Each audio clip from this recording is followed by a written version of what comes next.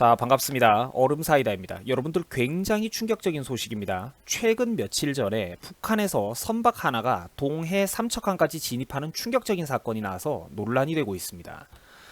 KBS 뉴스까지 나온 확실한 사실입니다. 북한의 평범한 나무보트가 대한민국 동해 한참 아래쪽인 삼척항까지 아무 제지도 없이 내려왔고요.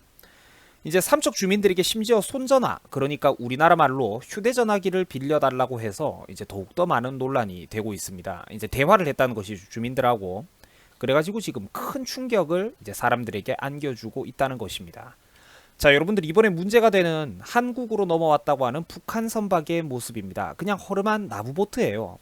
그러니까 이걸 보고 네티즌들이 왜 문제를 삼느냐, 이게 뭐 반잠수정이라든지 뭐 스텔스 잠수정이라든지 어떤 첨단 병기도 아니고 대놓고 수면 위에 드러나 있는 이런 목조 선박 하나 제대로 감시하지 못했으니까 우리 해군의 경계태세에 문제가 있는 것은 아니냐라며 이제 의문을 제기한다는 것입니다. 뭐 정말 군대에서 고생하시는 분들, 저도 군대 갔다 왔고 참 가슴이 아픈데, 그렇죠, 이런 것들은 어떻게 변명의 여지가 없는 좀 안타까운 일이라고 하겠습니다.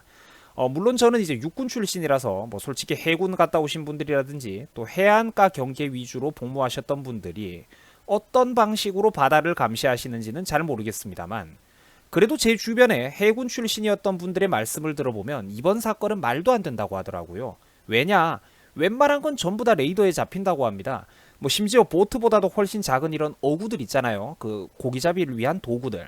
이제 바다에 그물을 펼치고 띄워놓은 이런 부표들 말입니다. 이런 부유물들, 이런 것들도 심심하면 레이더에 걸려가지고 이제 비상이 걸려가지고 출동을 해봤더니 이제 그물에서 떨어져 나온 이런 쓰레기들이 바다에 둥둥 떠 있는 경우가 많아가지고 이런 것들도 해군이 일일이 수거를 하고 청소하는 일도 흔하다고 합니다. 그러니까 요점은 경계태세를 태만하게 한 것 아니냐, 뭐 전부 다 잠이라도 잤다는 거냐, 뭐 이런 식으로 이제 해군을 갔다 오신 군필자분들께서는 이번 사건에 대해서 많은 의문을 제기하고 있다는 것입니다. 자, 그러니까 이런 식의 단순 나무보트가 대한민국 동해안의 깊숙한 후방부까지 진입해 들어온 이번 사건에 대해서는 이제 당연히 사람들이 군의 경계태세에 대해서 의문점을 제기할 수밖에 없다는 것입니다. 이제 언론 자료에 의하면 이번 북한 선박이 들어온 거리는 일명 우리가 바다의 38선이라고 부르면 이해하기 쉬운 그 NLL 경계선으로부터 약 130km 이상 내려온 거리라고 합니다.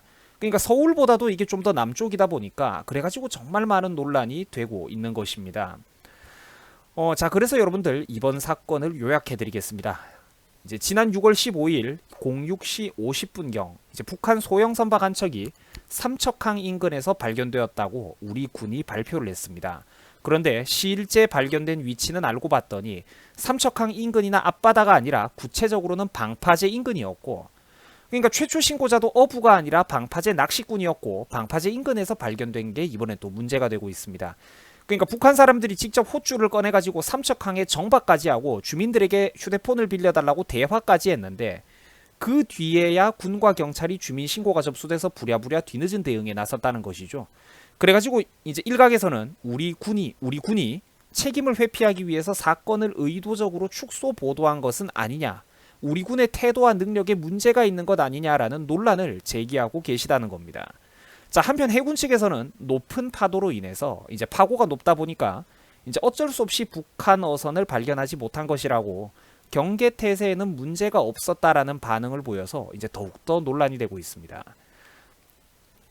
자, 참고로 우리 한국 정부의 발표에 의하면 4명의 북한 사람들 가운데 2명은 우리 대한민국으로 귀순 의사를 밝혔고요. 나머지 2명은 판문점을 통해서 다시 북한으로 인도했다고 합니다. 자, 시청자 여러분들, 지금 대한민국의 경계태세와 안보 전선이 굉장히 불안정합니다. 이럴 때일수록 우리가 더욱더 정신 차리고 군대 갔다 오신 남자분들도 부디 이번 문제에 대해서 많은 관심을 가져주시기 바랍니다. 여러분들 수고하셨습니다.